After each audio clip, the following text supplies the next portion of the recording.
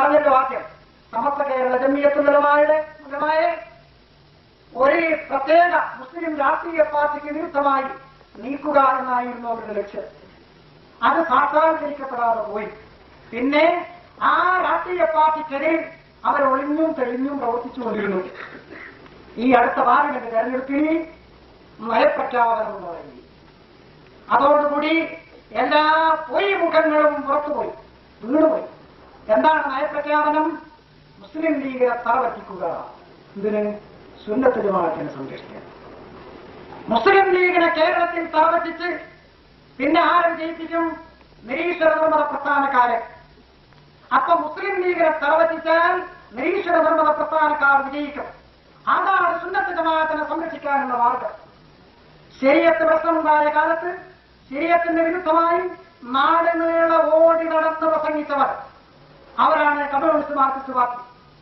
ആ പാർട്ടിക്ക് വിജയം ലഭിക്കുന്ന വിധത്തിൽ മുസ്ലിങ്ങൾ പ്രവർത്തിക്കണമെന്ന് നയപ്രഖ്യാപനം നടത്തി.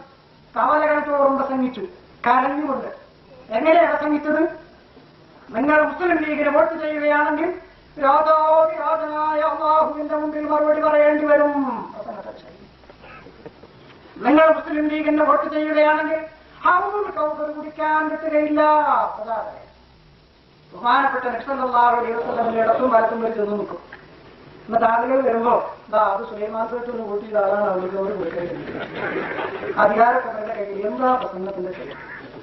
ഇതായിരുന്നു പ്രചാരവേല. മാത്രമല്ല, ലീഗിനാർ കൂട്ടിച്ച പള്ളികൾ, ലീഗിനാർ കൂട്ടിച്ച മദ്രസകൾ ലിസ്റ്റുണ്ടാക്കി ലഘുലേഖ ഉണ്ടാക്കി പ്രചരിപ്പിച്ചു. കളവ് മഞ്ചേരിക്കടുത്ത് കടങ്ങണി എന്നൊരു സ്ഥലമുണ്ട്. ആ സ്ഥലത്തെ പള്ളിയും ഇവരുടെ ലിസ്റ്റിലുണ്ട്. ലീഗുകാർ കൂട്ടിച്ച പള്ളിയും പറഞ്ഞു. ഈ ലിസ്റ്റ്, ഈ നോട്ടീസ് അവിടെ വിതരണം ചെയ്തപ്പോ ആ പള്ളി കമ്മിറ്റി കുട്ടികളെ വിളിച്ചു. നല്ല കുട്ടികളെ എന്താണ് കളി ചെയ്യുന്നത്? കിടങ്ങി പള്ളി ഇവിടെ നിലവിലില്ലേ? പള്ളിത്തരത്ത് സാധാരണ പോലെ നടക്കലില്ലേ? എന്താണ് കളി ചെയ്തത്? അവർ കുട്ടി പറഞ്ഞത് എന്താണെന്ന്, ഞങ്ങളുടെ നേതാവ് പറയുകയാണെങ്കിൽ ഈ പള്ളി ഞങ്ങൾ ചുട്ടുകഴിക്കും.